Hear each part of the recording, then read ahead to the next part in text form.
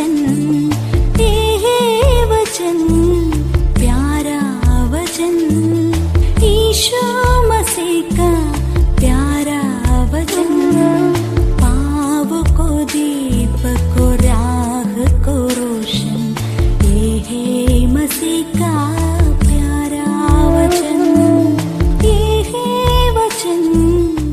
परमेश्वर के धन्य नाम की महिमा हो। प्रभात मनन के सत्र 2097 में आप सभी का बहुत ही विनम्रता के साथ स्वागत करता हूं। आइए आज के मनन के लिए हम पढ़ते हैं इब्रानी 11 पद 27। विश्वासी से राजा के क्रोध से ना डर कर उसने मिस्र को छोड़ दिया, क्योंकि वह अनदेखे को मानो देखता हुआ दृढ़ रहा। इब्रानी के लेखक इब्रानी मूल से आए हुए मसीह विश्वासियों को मूसा के विश्वास के बारे में समझाने का कार्य जारी कर रहा है। वह उन्हें समझा रहा है कि मूसा का विश्वास कैसे मिस्र के सभी सौभाग्यताओं को त्यागने और इस्राएल का छुटकारे के लिए प्रयासरत रहने के लिए उनकी मदद की।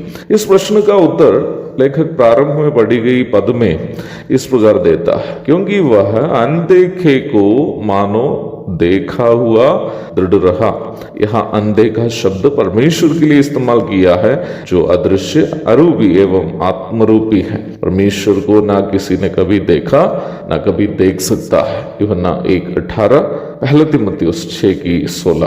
क्योंकि परमेश्वर आत्मा है, गॉड इज स्पिरिट, और आत्मा को हड्डी और मांस नहीं होते हैं। यूहन्ना 4:24, लूका 24:39। इसलिए ही मूसा कभी भी आक्षरिक रूप में परमेश्वर का दर्शन नहीं किया है, क्योंकि परमेश्वर आत्मा है, उनको हड्डी और मांस नहीं होता है। इसलिए लेखक भी कह रहा है कि क्योंकि वह अनदेखे को मानो देखता हुआ दृढ़ रहा। परमेश्वर पर मूसा का विश्वास उन्हें इस प्रकार परमेश्वर के लिए कार्य करने के लिए प्रेरित किया, मानो कि उन्होंने देख ही लिया है परमेश्वर को। मूसा का विश्वास उन्हें यद्यपि त्रिएक परमेश्वर को आंखों से देखने में सफल नहीं किया हो, परमेश्वर के लिए जीने, परमेश्वर की सेवा करने तथा परमेश्वर के लिए कष्ट उठाने के लिए अवश्य प्रेरित किया।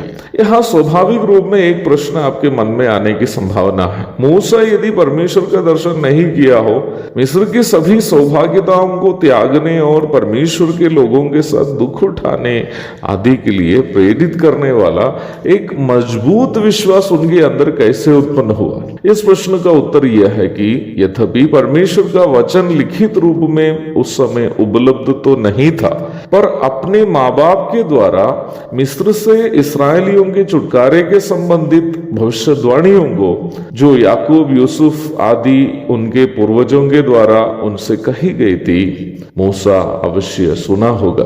उत्पत्ति अध्याय 50 पद 24 और 25 पढ़िएगा। अर्थात मूसा का विश्वास केवल मानसिक भावुकताओं से उत्पन्न विश्वास नहीं था, बल्कि परमेश्वर के वचन के अनुसार का विश्वास था। यदि हमारा विश्वास परमेश्वर के वचन के अनुसार का नहीं हो, तो वह विश्वास केवल अंधविश्वास है। परमेश्वर के वचन के विपरीत में इस संसार में जितने भी विश्वास है, वो सभी विश्वास चाहे मसीहियों का भी क्यों ना हो या फिर गैर मसीहियों का, वे सभी अंधविश्वास है।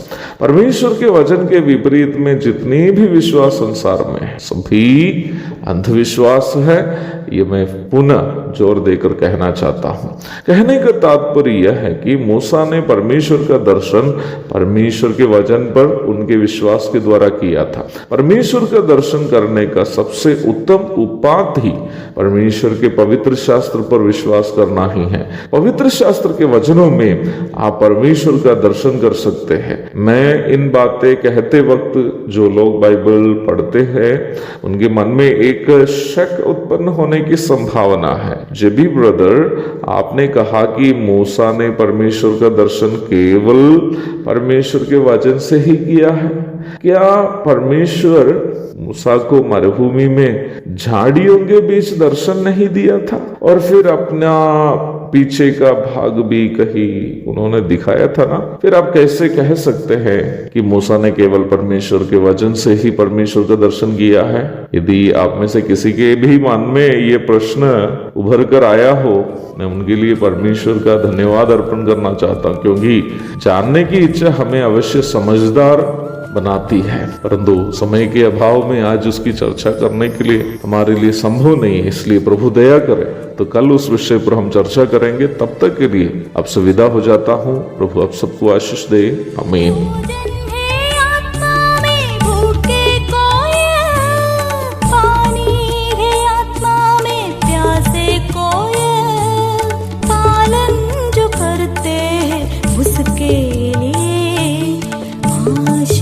पाने का साधन है ये है वचन, प्यारा वचन, यीशु मसीह का प्यारा